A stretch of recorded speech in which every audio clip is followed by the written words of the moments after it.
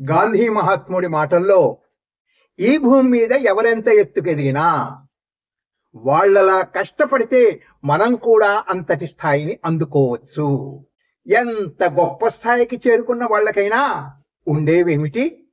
అందరినీ మంత్రముగ్ధుల్ని చెయ్యగల నోరు, వాసన పసిగట్టగల ముక్కు, ప్రతి శబ్దాన్ని వినగలిగిన చెవులు, చక్కగా చూడగలిగిన కళ్ళు, ఎంత పనైనా చేయగలిగిన 2 చేతులు, ఎంత దూరమైనా నడవగలిగిన 2 కాళ్ళు, కొన్ని వందల కంప్యూటర్ల శక్తిని మించిన మెదడు, ప్లస్ వజ్రాల లాంటి రోజుకి 24 గంటల సమయం.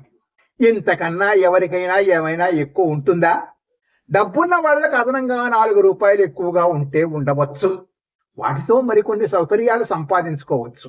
అంతేగాని ఉన్నతంగా ఎదగడానికి అది మాత్రం కారణం కాదు.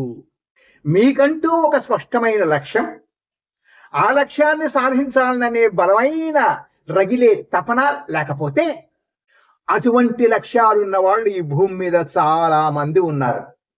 వాళ్ళు మిమ్మల్ని, మీ అమాయకత్వాన్ని, అజ్ఞానాన్ని, గమ్యం లేని మీ జీవితాలను వాడుకొని వాళ్ళ లక్ష్యాలు సాధించుకుంటారు.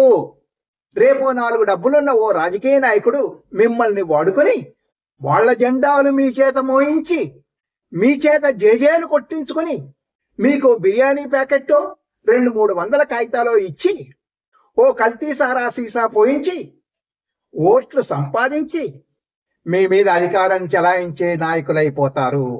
వాళ్ళ మోచేతి కింద నీళ్లు తాగుతూ బానిసలుగా బతకవలసి వస్తుంది. వాళ్లకు ఊడిగం చేయవలసి వస్తుంది. వాళ్ళు నాయకులుగా ఎదుగుతారు.